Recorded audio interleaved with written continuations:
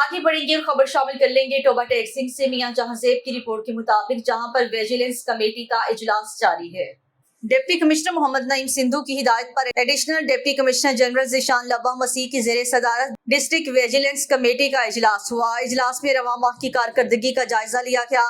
इजलास में assistant director labour Chaudhry Muhammad Shahbaz ने महकमे की कारकर्दगी पर तफसीली ब्रीफिंग दी। चाइल्ड लेबर की रोकथाम के हवाले से 2 FIR दर्ज करवाई गई।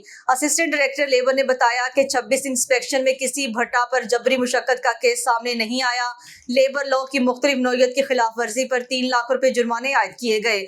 जबरी मुशक्कत, सोशल सिक्योरिटी कार्ड्स, अजरा, कम अज कम उजरत के कानून समेत दीगर मामलात का भी तफसीली जायजा लिया गया।